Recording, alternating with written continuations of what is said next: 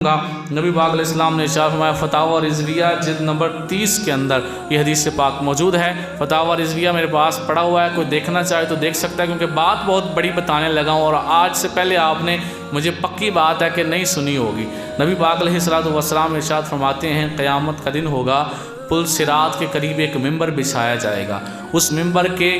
ایک زینے پر ایک سائیڈ پر ایک فرشتہ آئے گا اور آ کر کہے گا کہ اے مسلمانوں، جس نے مجھے پہچان لیا اس نے تو پہچان لیا، اور جس نے مجھے نہیں پہچانا میں اسے بتا دوں کہ میں جہنم کا داروغہ ہوں۔ تو اللہ تعالیٰ نے مجھے حکم دیا کہ جہنم کی چابیاں نبی پاک علیہ السلام کو دے دو، یہ جس کو چاہیں بھیجیں اور جس کو چاہیں اس کو نہ بھیجیں۔ نبی پاک علیہ السلام کو اللہ نے مجھے حکم دیا کہ چابیاں دوزخ کی دے دوں، اور حضرت محمد صلی اللہ علیہ وآلہ وسلم نے حکم دیا ہے کہ میں چابیاں ابو بکر صدیق کو دے دوں۔ اور پھر فرمایا ایک اور فرشتہ آئے گا اور وہ اس ممبر کے دوسری سائیڈ پہ آ کے کھڑا ہوگا اور کہے گا اے مسلمانوں، جس نے مجھے پہچان لیا اس نے تو پہچان لیا، اور جس نے نہیں پہچانا وہ سن لے، میں رضوان ہوں، میں جنت کا داروغہ ہوں، اور اللہ نے مجھے حکم دیا ہے کہ جنت کی چابیاں حضرت محمد صلی اللہ علیہ وآلہ وسلم کو دے دوں، یہ جس کو چاہیں بھیجیں اور جس کو چاہیں نہ بھیجیں۔ نبی پاک علیہ السلام نے اب مجھے حکم دیا ہے کہ میں جنت کی چابیاں ابو بکر صدیق کو دے دوں۔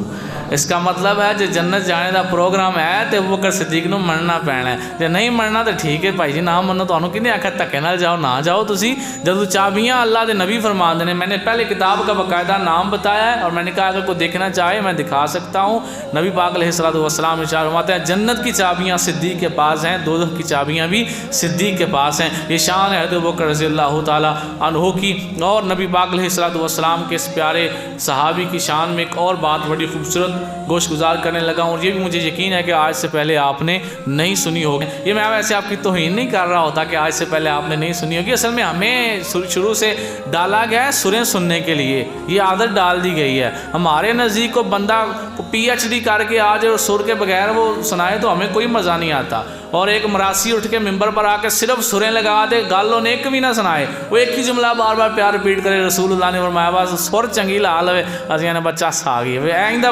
مولوی بلانا ملاد تے سنا سن کے تے اپنے نوجوان جہاں خراب کر چھڑے نے، انہوں نے کوئی ماڑی جی گل سناتا ہے اپنے فرقے لے جاتا ہے، تسی ٹل بھی مار لو وہ تواڈے کول واپس نہیں آ سکتا۔ تو چاہیے تے ایسی تواڈے کول انہاں نالج ہوندا کہ تسی دوجیاں نو سیدھا کر کے ادھر لے آوندے، تواڈے اپنے پتر نہیں تواڈے کول سنبھالی جا رہے۔ یقین جانے آپ کے بچے یہاں بالکل ٹھیک ٹھاک سنی ہوتے ہیں، یورپ جاتے ہیں، دبئی جاتے ہیں، اور آئیں گے تو آپ کی اور ان کی نماز میں زمین آسمان کا فرق ہوگا، ان کے اور آپ کے نظریات میں زمین آسمان کا فرق ہوگا۔ آپ آج بھی جمعرات کو اپنے ماں باپ کی بخشش کی دعا مانگتے ہیں اور ان کا نظریہ یہ ہے کہ مار گیا بس ٹھیک ہو گیا، کوئی ضرورت نہیں ہے۔ تو یہ بات تھوڑی سائڈ پہ نکل گئی ہے کہ ہمیں شروع سے سروں کے پیچھے بس ڈالا گیا ہے، ہم نے نہیں سننا کہ قرآن و سنت بیان ہو رہا ہے، ہمیں جو مولوی قرآن و سنت سنائے ہمیں وہ مزہ ہی نہیں آتا، جب تک وہ جنت ہمارے ہاتھ میں نہ پکڑائے تب تک ہمیں مزہ نہیں آتا۔ اور پھر وہ بھی کمال کرتے ہیں، وہ کہتے ہیں جنہیں ایک بار سبحان اللہ کیا وہ پکا بخشی گیا، اور نمازاں کی تو لوڑ ہی کوئی نہیں نا، ہمیں کیا ضرورت ہے سارے کام کرنے کی بھی۔ ہم کہتے ہیں بس ٹھیک ہے جی 2-4 دفعہ سبحان اللہ کہہ لو، تو اس طرح نہیں کرنا، اپنی اولاد کے ایمان کی فکر کیا کریں،